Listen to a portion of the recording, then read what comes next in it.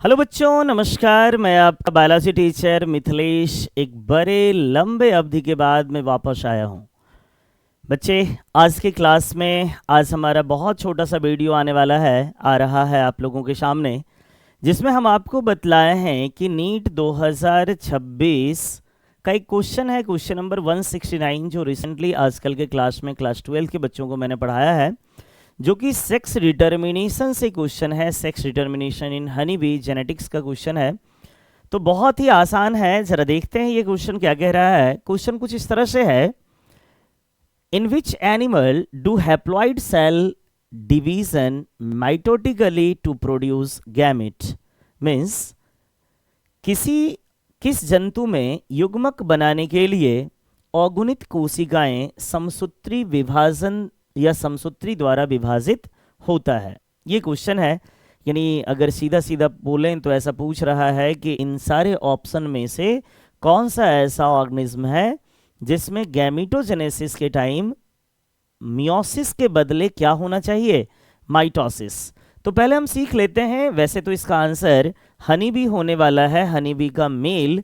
जरा हम इस क्वेश्चन को पहले सीखते हैं कि कैसे ये होने वाला है। तो बच्चे, मैंने टॉपिक लगाया है sex determination in honey bee. तो जरा देखिए, अगर हम हनी बी को देखते हैं, अगर हम हनी बी को देखते हैं तो हनी बी की कॉलोनी में 3 तरह की मक्खियां होती हैं, मतलब 3 तरह की मक्खियां बीज होती हैं, जिसमें एक होती हैं क्वीन, दूसरी होती हैं वर्कर और तीसरा होता है ड्रोन।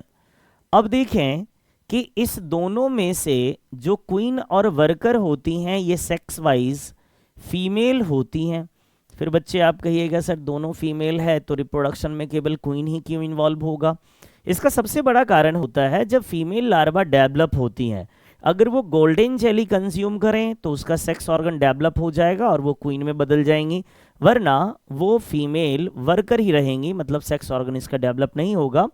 परंतु दोनों में एक सिमिलैरिटीज हैं कि इस दोनों के अंदर 32 क्रोमोसोम होंगे, यानी 16 पेयर क्रोमोसोम होगा, इसलिए इसको डिप्लॉइड कहेंगे। इसका मतलब सीधा सीधा समझ में आया कि हनी बी की जो फीमेल होंगी वो क्या होंगी, डिप्लॉइड।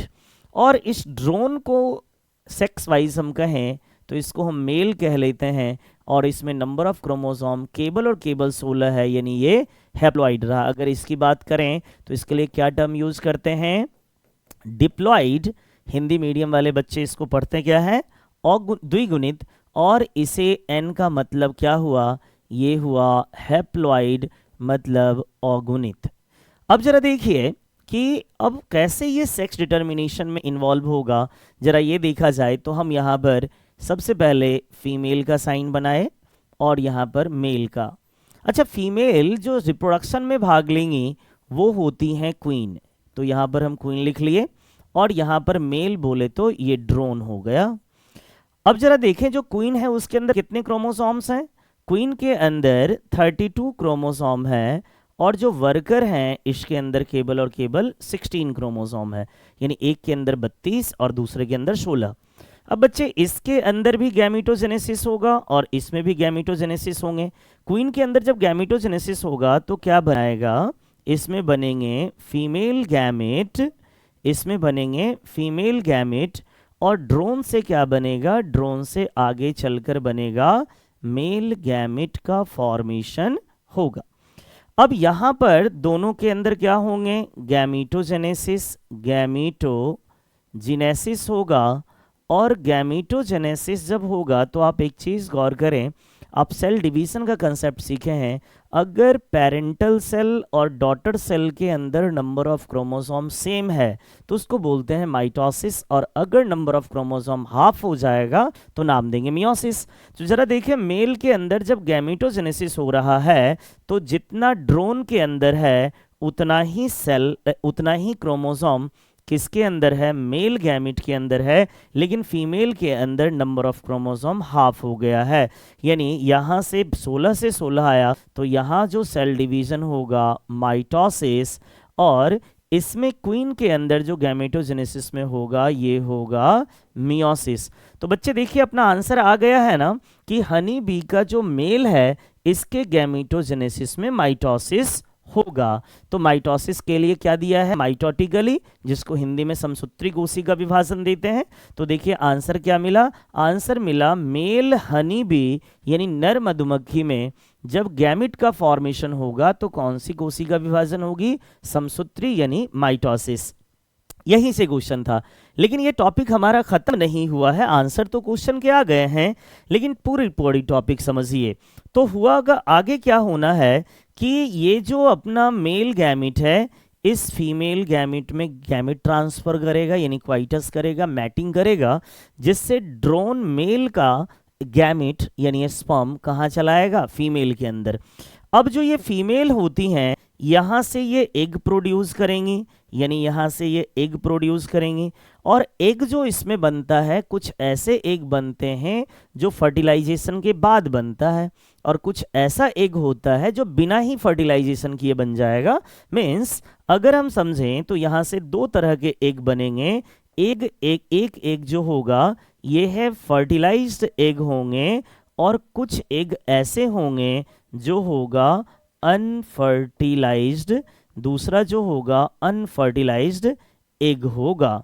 अब देखें जो फर्टिलाइज्ड एग है मींस गैमिट के फ्यूजन से बना है, और जब ये गैमिट के फ्यूजन से बना है तो इसके अंदर 32 क्रोमोसोम होंगे, और जो बिना फर्टिलाइजेशन के बना है उसमें केबल और केबल क्वीन वाला ही क्रोमोसोम होगा यानी गैमिट वाला।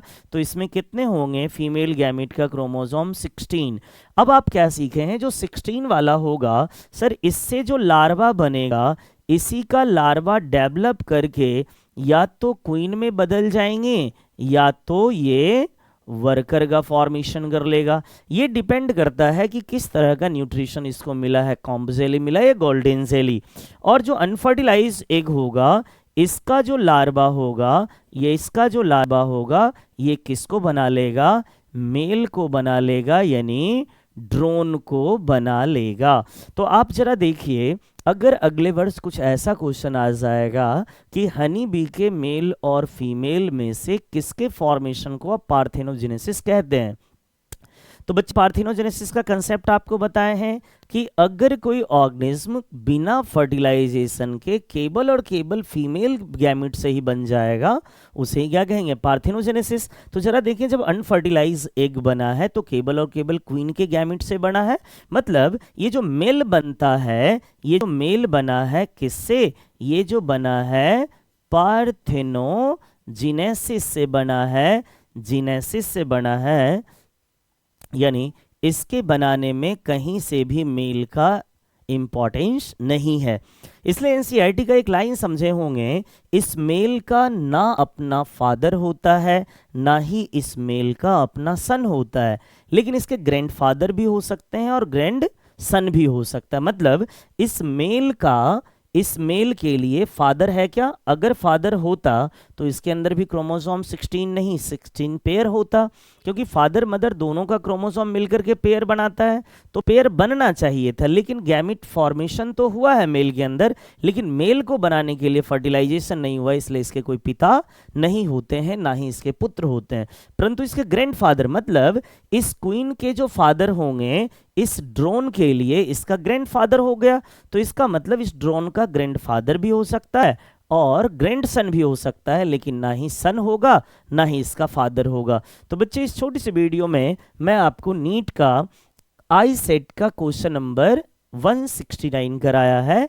अगले लेक्चर में हम बताएंगे sex determination in grass hopper, वो भी हमारे नीट का क्वेश्चन का भाग रहा है। तो मिलते हैं अगले वीडियो लेक्चर में, तब तक के लिए धन्यवाद।